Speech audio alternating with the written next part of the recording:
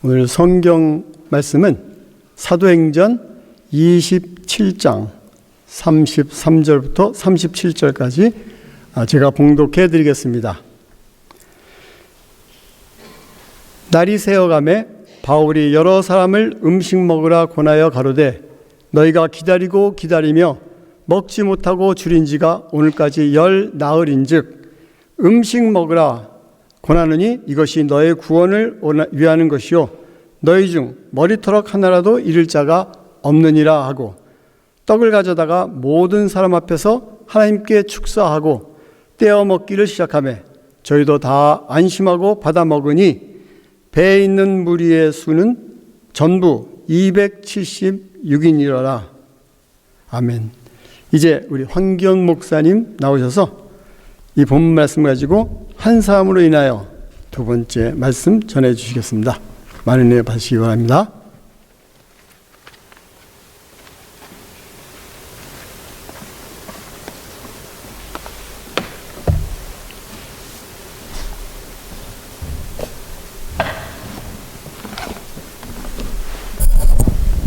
우리 함께 기도드리시겠습니다. 하나님 아버지 감사합니다. 오늘도 귀한 날 허락하시고 저희들에게 또한 은혜의 말씀을 나눌 수 있는 시간 허락해 주심을 감사드립니다.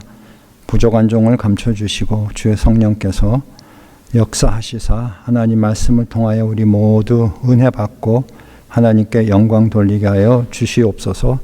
예수님 이름으로 기도드립니다. 아멘. 오늘 설교 제목은 한 사람으로 인하여 두 번째 시간입니다. 지난 주일에 한 사람으로 인하여 첫 번째 시간을 가졌었죠. 그때 사도행전 9장 말씀을 가지고 교회를 핍박하던 예수님을 믿는 자들을 핍박하던 사울이 바울이 됨으로 인하여 요란했던 교회가 평안해지고 교회 부흥이 일어났다. 특별히 다른 지역에까지 그 평안이 전해져서 교회가 부흥하는 그런 메시지를 제가 전했습니다. 오늘은 죄송합니다. 한 사람으로 인하여 두 번째 시간입니다. 오늘 본문을 통해서 이 한 사람, 이제는 사도 바울이 되었죠. 사도 바울을 통해서 어떤 일들이 일어났는가를 한번 살펴보면서 은혜를 나누기 원합니다. 인생은 항해에 비유되기도 하는데요.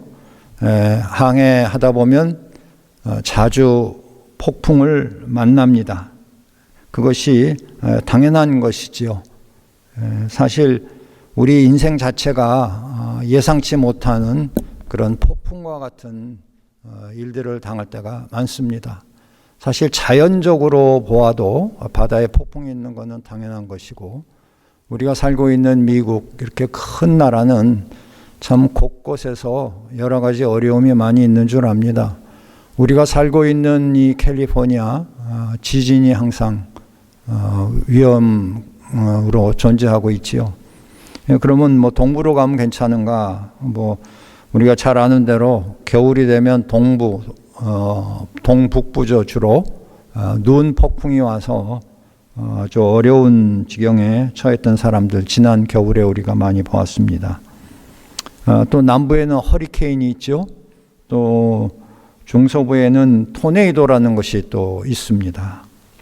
그러나 그런 지역적인 것뿐이 아니라 기후 변화가 심해져서 홍수와 가뭄이 처처에 이렇게 일어나고 있고 얼마 전에는 그 강력한 태풍이 일어나서 그 괌인가요? 사이판인가요? 그쪽에 아주 나사 기지까지 피해를 입는 일이 있었다고 합니다. 이건 우리가 피할 수 없는 것이에요. 하나님께서 자연의 이치를 그렇게 만드셨기 때문에. 그런데 사실 자연의 이치뿐이 아니라 우리 인생의 이치에 있어서도 꼭 풍랑이 올 때가 있다는 것입니다. 풍랑을 주제로 해서 우리 인간을 세 가지로 분류하는 사람이 있습니다. 그분의 말에 의하면 여러분들 중에 얼마는 그 풍랑을 막 지나온 분들이다. 이제 풍랑이 일어났었지만 그것을 잘 통과해서 지금 막 지나온 분이다. 또 다른 분은 지금 막 그 풍랑 한가운데 있는 것과 같은 그런 어려운 상황 속에 있는 분들도 있을 것이다.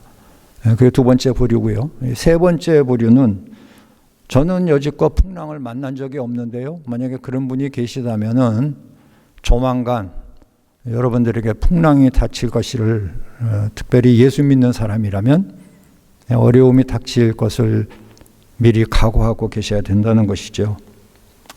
오늘 사실 이 본문은 사도행전 27장 전체에 걸친 사건을 다루고 있습니다.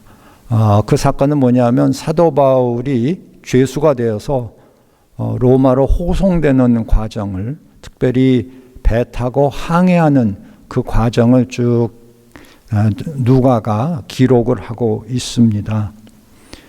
사실 사도 바울 때문에 이 항해를 하게 된 것이죠. 어차피 죄수들은 로마로 호송되는 죄수들이 있는데 떠나기는 가이사랴에서 떠났지요. 이 가이사랴는 팔레스틴 땅 북쪽, 서쪽 해안가에 있는 도시인데 그 당시 로마의 총독이 거했던 곳입니다.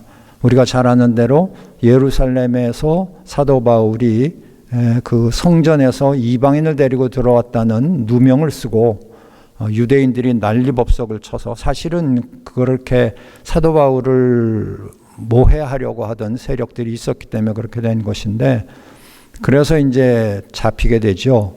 그래서 우여곡절 끝에 가이사에게 호소하고 총독에 있는 그 가이사랴까지 와서 그렇게 이제 로마 황제가 있는 로마로 보내지게 되는 것입니다. 그래서 이제 책임자가 율리오라는 백부장이지요. 특별히 그 이름이 나오고 있습니다. 그리고 군인들하고 바울 이외에 또 다른 죄수, 로마로 이송돼야 하는 죄수들, 그들이 이제 로마로 가는 것인데 군함을 타고 가는 것이 아니라 그 당시에 죄수 호송선이 따로 있었든지 아니면 상선, 그러니까 무역하는 화물을 나르는 배의 일부분을 군인들이 점거하고 그렇게 썼다, 이렇게 해석하고 있습니다만 어쨌거나 배를 얻어 타고 항해를 하는 것입니다. 오늘 이 항해는 어떻게 보면 사도 바울, 그 사람이 가이사 시저에게 호소를 안 했으면 율리오라는 사람이 따라붙을 필요가 없죠. 사실은 뭐 다른 사람이 나머지 죄수들을 데리고 갈 수도 있었는데 사도 바울이라는 이 인물이 워낙 이 컨트로버시얼한 인물이라서 총독도 또 헤롯 왕도 직접 만나서 들어보고 한 뒤에 이 사람이 이게 로마 시민에다가 이게 보통 사람이 아닌데 이 유대교와의 종파에 의해서 이 다툼이 나고 막 살인 사건이 날 것 같고 그러니까 신분 자체도 귀한 신분이고 그 사도 바울의 이력을 봐도 대단한 사람이니까 특별히 신경을 써서 군인도 더 많이 보충을 하고 특별히 율리오라는 아마 특출난 사람이었던 것 같습니다. 그분에게 책임을 맡겨서 호송을 하게 된 것이죠. 그 율리오라는 백부장은 사실은 이 바울 때문에 이 항해를 하게 된 것입니다. 그런데 이 항해를 하다가 풍랑을 만나게 되는 것입니다. 유라굴로라는 그런 그 이름에 의하면 엄청난 태풍인 것 같아요. 그 지중해 연안에 자주 출몰하는 그런 태풍인데 태풍 중에서도 상당히 강력한 태풍으로 구분이 되는 모양입니다. 그렇게 만나서 어려움을 겪게 되는 이야기, 그리고 결론은 우리가 아는 대로 다 구원을 받는 그런 이야기입니다. 이 이야기를 통해서 몇 가지만 생각을 해봅니다. 한 사람은 일어나서 먼 항해를 시작해서 이 사람들이 전체가 환난을 당하게 된다는 것입니다. 우리가 이 사건만 놓고 볼 때에 어떻게 해서 이런 환난을 당하게 되었는가, 우리가 먼저 그걸 생각해 봅니다. 우리가 환난을 당할 때에는 본인이 잘못해서 혹은 하나님께 불순종해서 환난을 당할 수도 있습니다. 때로는 욥처럼 잘못한 거 없이 사단에 의해서 환난을 당할 때도 있지요. 그러나 인간적인 이유만 찾아본다면 본인의 불순종으로 환난을 당할 때가 있고, 아니면 나는 그렇게 특별히 잘못한 게 없는데 다른 사람의 잘못으로 인해서, 부족함으로 인해서 공동체적인 운명으로 환난을 당하는 그런 경우도 있다는 것이죠. 지금 이 사도 바울의 경우는 바로 그런 경우입니다. 사도 바울은 분명히 경고했습니다.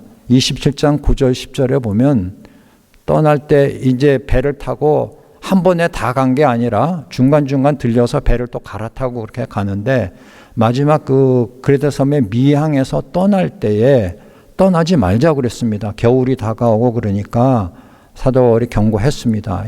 지금 떠나지 않는 게 좋다. 겨울을 지나고 떠나자. 시즌이 안 좋다 그 말이죠. 잘못해서 떠나다가는 짐도 다 잃어버릴 수 있고 배도 위험해질 수 있고 사람 생명도 위험해질 수 있으니까 떠나지 말자 그랬습니다. 그런데 그 말을 듣지를 않았습니다. 27장 11절에 보니까 백부장이 선장과 선주의 말을 바울의 말보다 더 믿더라 그랬습니다. 한번 생각을 해보면 백부장은 뱃사람이 아니에요. 그러니까 군인이기 때문에 사실 배 타고 갈 때 항해의 그 여러 가지 어려운 점들을 잘 모르죠. 그러니까 이 배 타고 다니면서 잔뼈가 굵은 전문가의 말을 듣게 되어 있습니다. 그 전문가가 선장하고 선주예요. 선주는 배의 주인이고 선장은 배를 몰고 다니면서 항해를 했던 그런 분이죠. 그분들이 보니까 날씨가 괜찮은 것 같고 그러니까 가자, 가도 괜찮다. 그러니까 백부장은 바울, 그 사람은 뭐 뱃사람도 아니에요. 바다 항해에 대해서 잘 알지도 못한 사람이니까 바울의 말은 제껴두고 선장과 선주의 말을 듣고 항해를 시작합니다. 또 율리오라는 백부장뿐만 아니라 그 12절에 보니까 미항이란 그 항구가 과동, 겨울을 지나기에 불편하므로 거기서 떠나 아무쪼록 베닉스에 가서 과동하자 하는 자가 더 많으니 그랬습니다. 이건 무슨 말이냐면 더 많으니 다수결에 따라갔다는 것입니다. 그러니까 이제 율리오 입장에서 보면은 전문가의 말을 들었죠. 또 사람들이 생각해 볼 때 이 미항이라는 항구보다는 베닉스라는 항구가 훨씬 더 좋은, 아마 더 크고 번화했던 곳 같아요. 그러니까 겨울에 따뜻하게 좀 장기간 있어야 되니까 지내기 편한 곳입니다. 근데 사실 여러분 지도를 보시면 아시겠지만 이 그레데 섬에서 미항에서 베닉스 항으로 가는 것이 매우 가깝습니다. 육로로 가면은 물론 그 당시에는 걸어가든지 말 타고 갔겠지만 육로로 가면은 그 섬 자체가 그렇게 큰 섬이 아닌데 육로로 가면 그렇게 멀지 않은 거리예요. 근데 그거를 배로 가는 것인데 뭐 정말 어떻게 보면 짧은 거리예요. 그들이 지금 가이사랴에서 떠나와가지고 배 타고 온 거에 비하면 훨씬 더 짧은 거리입니다. 그러니까 이 선장, 선주도 괜찮다고 그러고 사람들 생각해 보니까 이 조그만 항구보다는 더 큰 항구에 가서 겨울을 나는 것이 좋다고 생각되니까 다수가 선장과 선주의 말을 좋다고 여기는 것입니다. 그러니까 율리오는 합리적인 결정을 했다고 보는 거예요. 자, 전문가의 말을 들었죠. 또 거기 있는 사람들 전체 또 의견을 수렴해 보니까 다수가 가는 게 좋겠다. 그리고 사실 보니까 베닉스라는 항구가 훨씬 더 좋다. 그래서 이제 떠나게 되는 것입니다. 그러면 우리가 무슨 결정을 할 때에 사실 요즘은 정말 뭐 컴퓨터도 있고 뭐 과학기술이 발달돼 가지고 뭐 여러 가지 시스템이 많이 있습니다. 특별히 우리는 전문가의 말을 듣게 되어 있습니다. 의료 전문가, 뭐 아니면 보험 전문가, 아니면 테크니션, 뭐 전문가의 말을 듣는데 그 전문가의 말이 항상 옳으냐 하는 것입니다. 또 다수결, 이 민주주의는 다수결 원칙인데 다수결이 꼭 옳느냐 하는 것입니다. 대표적인 예가 그 12명의 스파이 사건이에요. 가나안 땅에 들어가서 12명이 정탐하고 왔죠. 그 모세에게 보고를 하는데 10명은 안 된다. 2명 여호수아와 갈렙만 그들이 크지만 그러나 하나님이 그들을 우리 손에 붙이시면 충분히 이길 수 있다. 그러니까 여러분 이 민주주의의 다수결이 좋지만 다수결이 진리는 아니에요. 모든 문제 해결이 되는 건 아닙니다. 특별히 하나님의 말씀에 의하면 보면은 소수들이 오히려 진리 가운데 거하는 사람들이 많습니다. 아마 마지막 때에도 그래요.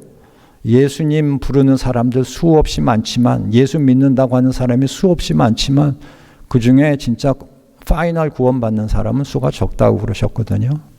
그러니까 이제 한번 우리가 이걸 성경을 이렇게 쭉 보면서 우리의 삶에 이걸 어떻게 적용을 해야 될까 할 때 여러분들이 한번 생각을 해 보셔야 되는 것입니다. 더더욱이 이제 13절에 보니까, 그래서 이제 결정을 해가지고 항해를 시작을 했습니다.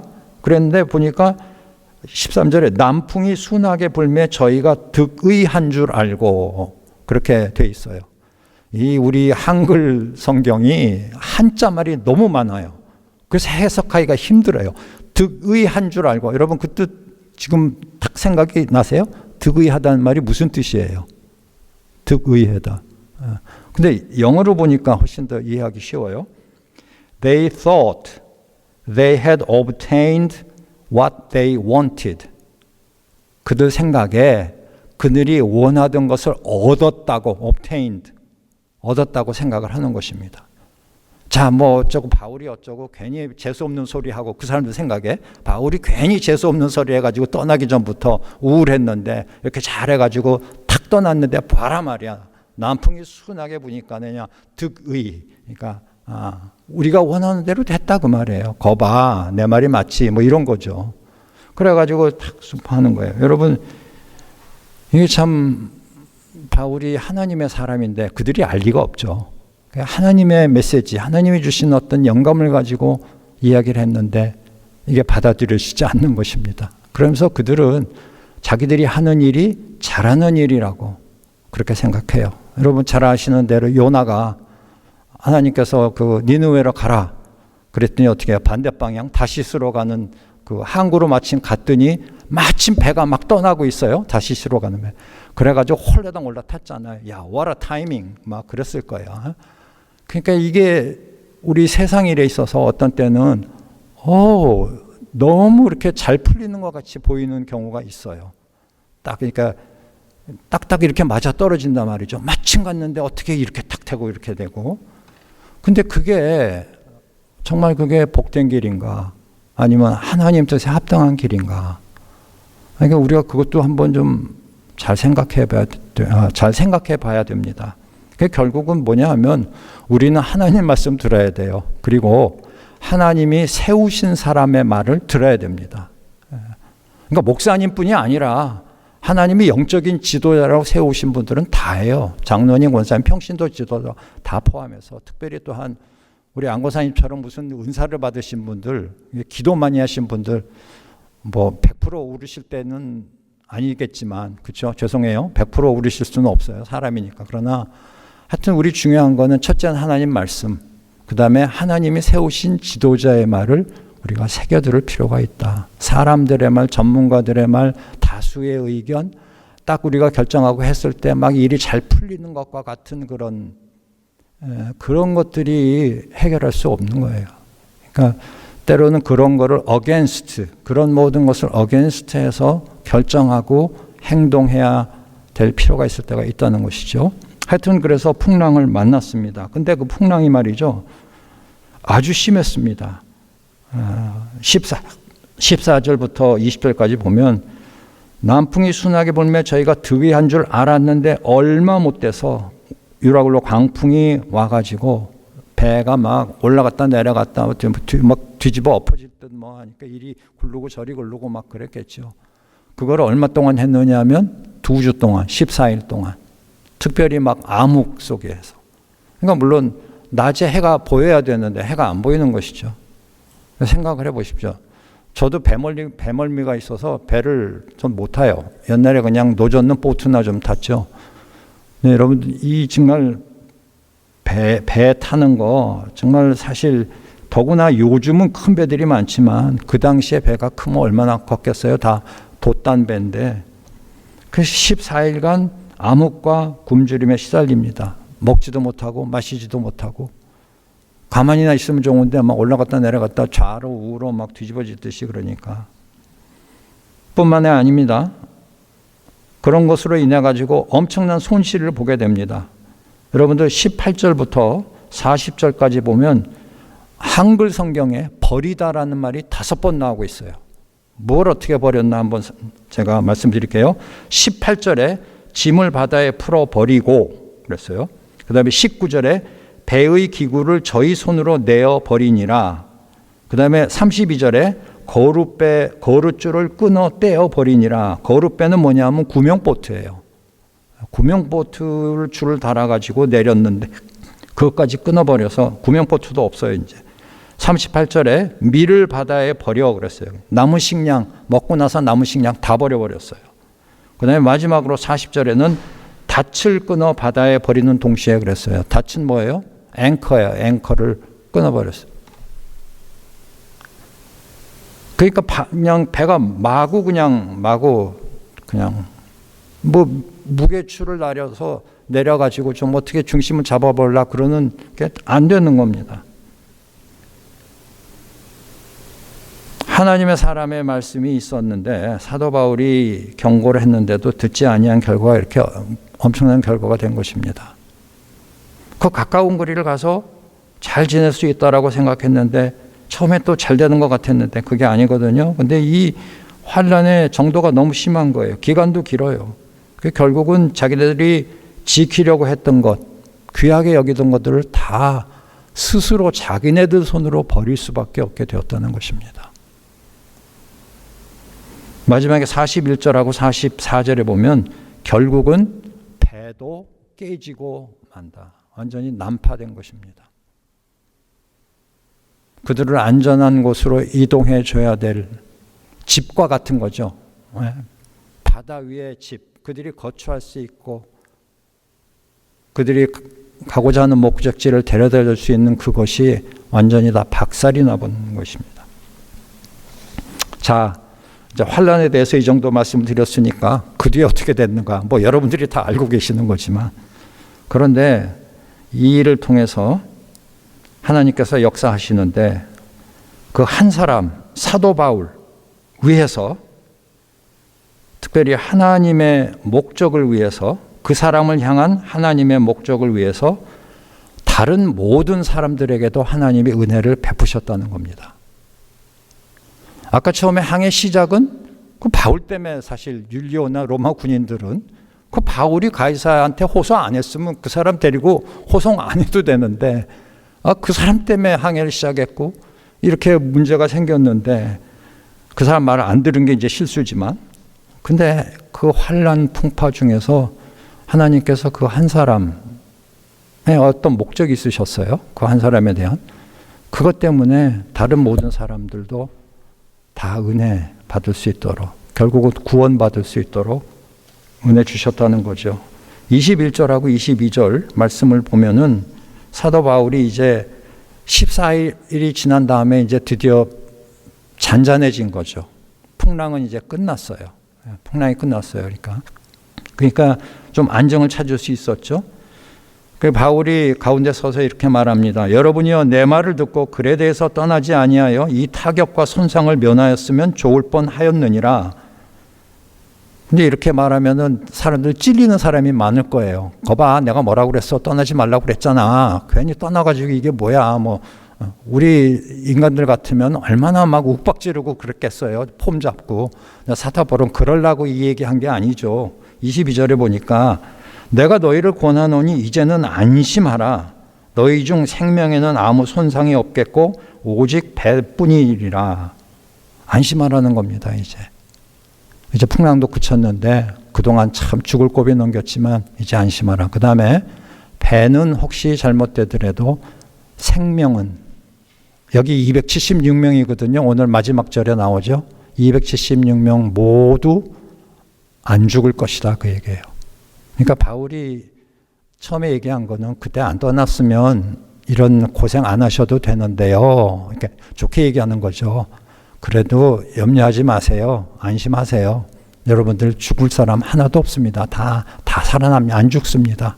근데 이게 바울이 무슨 뭐 자기가 그냥 막 교만에 차서 엉뚱한 환상을 보고 잘못된 뭐 이단 종파처럼 그래서 막 이렇게 얘기하는 거 아니거든요. 자기의 힘으로 얘기하는 게 아니에요. 자기의 지식이나 어떤 뜻으로 의지로 얘기하는 게 아니고요. 그 다음에 23절, 24절을 보면 왜 그렇게 얘기하는지 이유가 나오고 있습니다. 23절, 나의 속한 바 곧 나의 섬기는 하나님의 사자가 어젯밤에 내 곁에 서서 말하되 바울아 두려워 말라 네가 가이사 앞에 서야 하겠고 또 하나님께서 너와 함께 행선하는 자를 다 내게 주셨다 하였으니 라고 말합니다. 왜 그렇게 얘기했나요? 어젯밤에 하나님의 사자가 나에게 나타나셔서 곁에 서서 이렇게 말씀을 하셨기 때문에 내가 그 말씀을 믿으니까, 그러니까 여러분들에게 이렇게 자신 있게 담대하게 확신을 가지고 말씀을 드릴 수 있는 것입니다. 그러니까 이게 이 모든 과정이 말이죠. 하나님의 섭리예요. 물론 인간의 실수 있어요.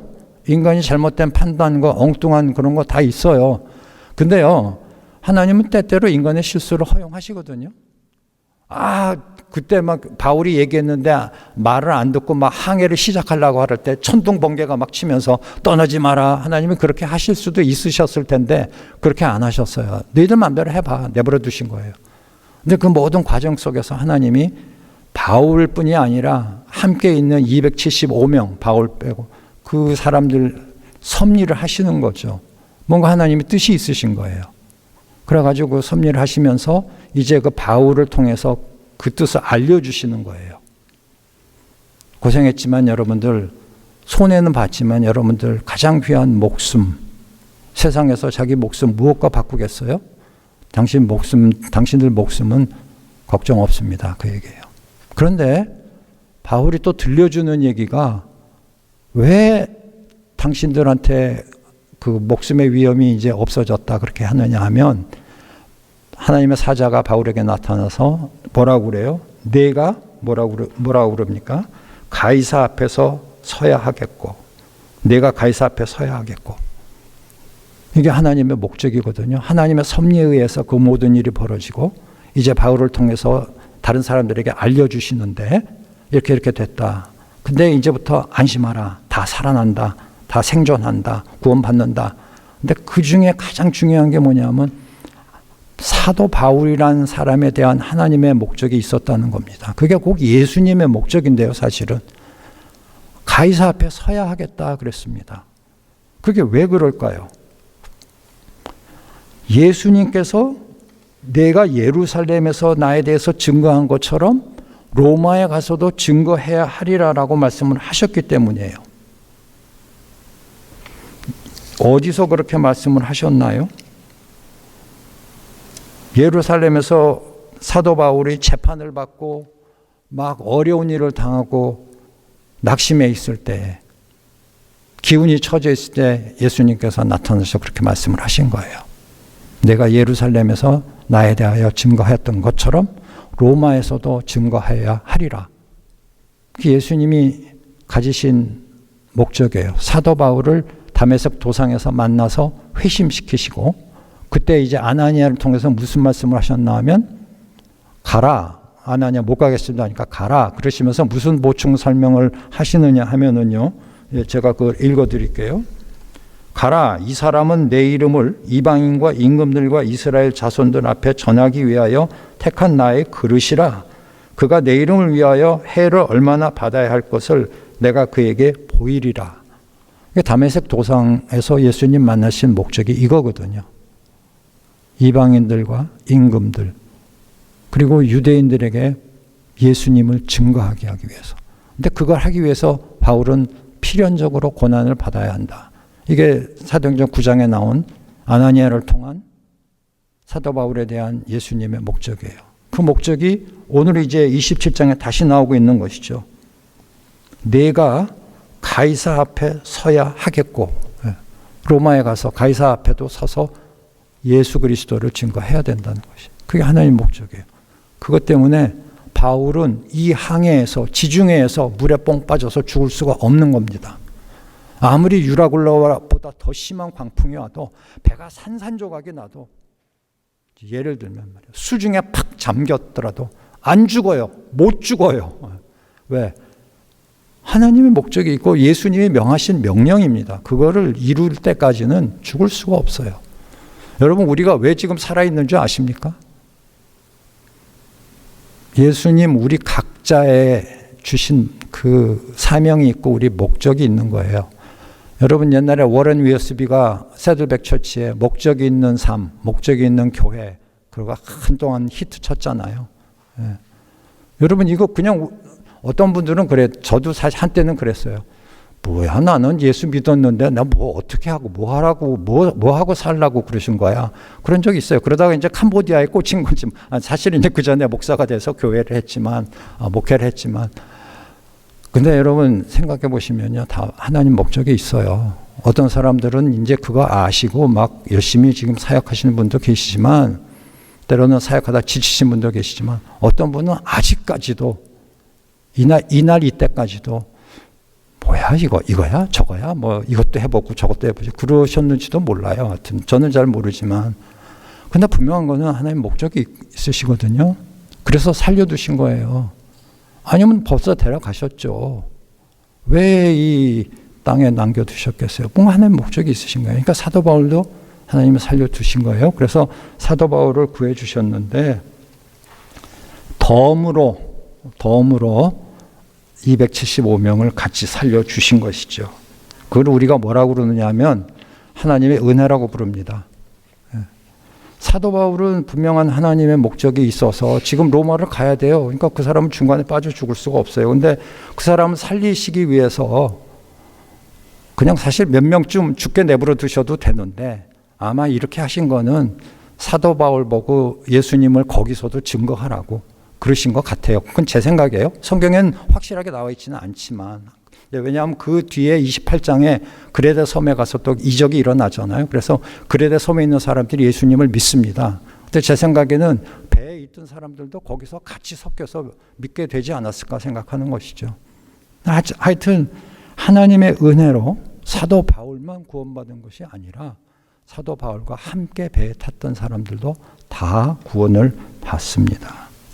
사도행전 27장 44절 후반부에 보면 마침내 사람들이 다 상륙하여 구원을 얻으니라 그랬습니다. 특별히 요 배가 완전히 깨지기 전에 깨지려고 그러니까 로마 군인들이 무슨 말을 하느냐 하면 죄수들을 다 죽이자고 그랬어요. 왜냐하면 도망갈까 봐. 왜냐하면 여러분 아시겠지만 로마 군인들의 법칙은 죄수 잃어버리면 간수가 죽어야 돼요. 여러분 기억하시죠? 베드로가 그 초대교회 초기에 착고가 다 풀려가지고서는 감옥에서 걸어 나오잖아요. 그러니까 나중에 그걸 알고서는 다 죽여버리잖아요, 간수를. 그 다음에 또 하나는 뭐예요? 사도 바울하고 실라가 감옥에 갇혔는데 찬송할 때 착고가 풀어졌죠. 그래서 옥문이 다 열리고 그러니까 간수가 졸다가 보니까 그냥 옥문이 다 열렸으니까 죄수들이 다 도망간 줄 알고 스스로 목숨을 끊으려고 그랬다고. 왜냐하면 사형이니까.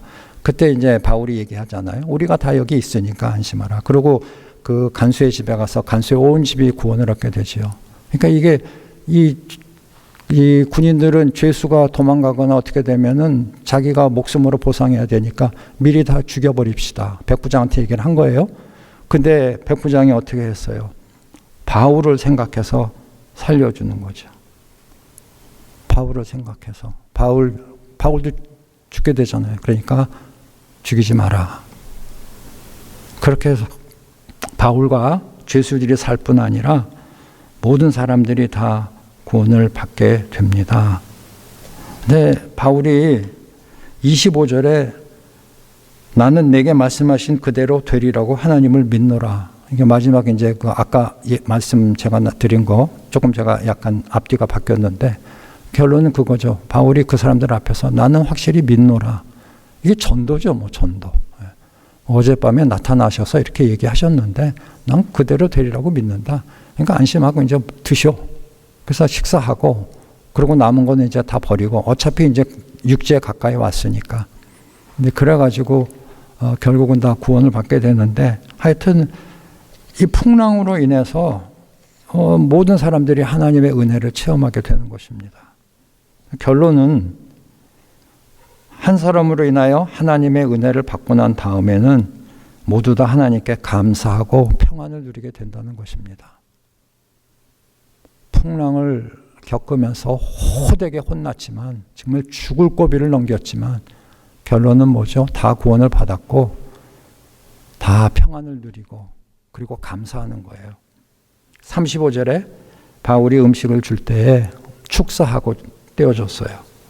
제가 진짜 어젯밤에 어떤 분의 설교를 듣다가 그런 얘기인데 여러분 이 말이 참 재밌었어요. 저는 여지껏 그 생각은 못했었어요. 근데 그분 얘기가 음식을 나눠 먹은 거 이거 자체도 기적이라는 거예요. 왜 그런가 했더니 14일 동안 그냥 먹지도 못하고 물도 못 마시고 했는데 14일 후에 그냥 떡을 나눠주면서 먹으라. 그리고 바울도 먹었어요. 여러분 우리 권사님 잘 아시지만 금식기도 14일 한 뒤에 어떻게 해요? 음식 다시 먹으려면 미음이나 죽부터 다시 먹어야죠. 옛날에 진짜 어떤 그런 목사님 계셨어요. 한국에 40일 금식하시고 나서 그 음식을 그냥 드셨다가 잘못되신 목사님 계셔요. 제가 그 전하면 말씀 안 드릴게요. 그러니까 이게 금식을 어느 정도 했으면 그 부드러운 거 소량을 취해야 되는데 14일 그렇게 하고 나서 떡을 그냥 먹었는데 바울도 괜찮고 또 바울이 먹고 멀쩡한 거 보니까 사람들도 나눠 먹고 270몇 명이 다 이게 또 기적이라는 겁니다. 그러니까 배를 타본 사람들은 그거 아마 알 거예요. 그죠? 그러니까 하나님이 하시는 일은 정말 하나님의 은혜는 한이 없다는 걸 우리는 깨달아야 돼요. 단 그게 하나님의 목적에 의해서. 결국은 오늘 저희 다시 결론으로 가면 한 사람 때문에 일어난 일이에요. 이게 모든 일이. 오늘 27장의 전체 사건은 누가가 따라다니면서 아리스다고하고 누가가 이제 배에 같이 타서 쭉 따라다니는 건데요. 누가가 이렇게 의사 누가가 자세하게 기록한 거예요. 이 정말 이 마지막 항해가 한 장이에요.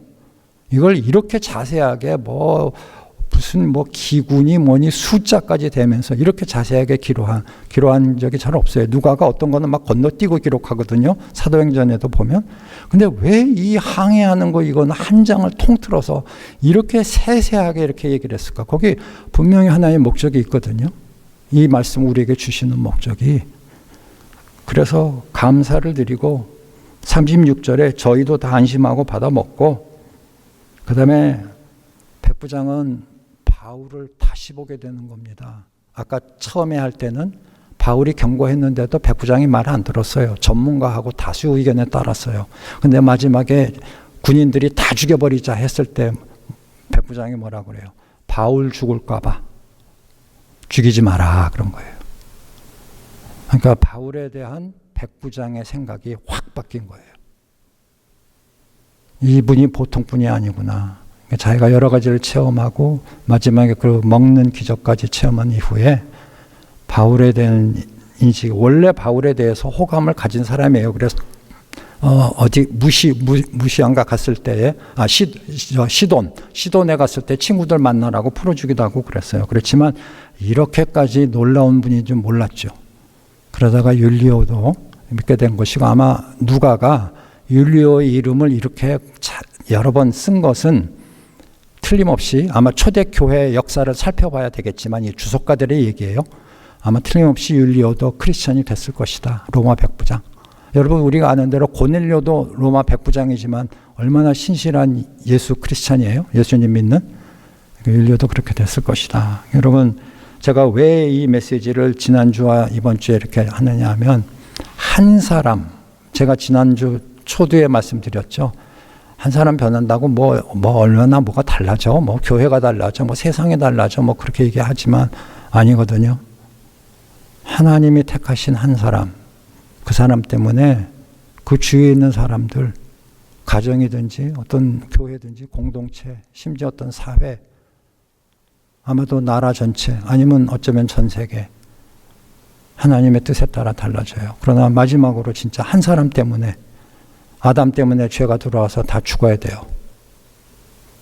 그런데 또 한 사람, 예수 그리스도 그분 때문에 모든 죄인이 다 살아났잖아요. 다 구원받았어요. 예수님 안에서. 우리는 사도 바울을 보면서 사도 바울은 예수님 때문에 이렇게 고난을 당한 것이고, 그러나 예수님을 증거하고 그로 인해서 놀라운 은혜의 역사들이 일어나고 결론은 평안을 누리는 것입니다. 그리고 감사하며 생활하는 것입니다. 여러분들, 한 사람, 이 한 사람, 예수님 때문에 예수 믿었잖아요. 이제는 여러분들이 예수 믿는 크리스천이에요. A 크리스천. 그 한 사람으로 인해서 하나님께서 놀라운 일을 이루시고 감사와 평안이 넘치는 삶이 되시기를 주의 이름으로 축원합니다. 기도하겠습니다. 하나님 아버지, 감사합니다. 장시간 말씀을 증거했습니다. 오직 하나님 뜻에 합당한 말씀만 남게 하여 주옵소서. 한 사람 예수 그리스도를 통하여 구원받은 것을 감사드리며, 오늘 본문 한 사람 때문에 많은 분들이 은혜 받고 평안과 감사의 삶을 살게 된 것을 바라봅니다. 하나님, 부족한 저희들이 오나 저 자신 한 사람을 통하여 저희 가정이, 교회가, 제가 속한 공동체가 정말 감사하며 평안을 누리는 그런 사람들이 되게 하여 주시옵소서. 특별히 남가주 비전 교회가 그와 같은 은혜의 교회 되게 하여 주옵소서. 예수님 이름으로 기도드립니다. 아멘. 이제 다 함께 일어나셔서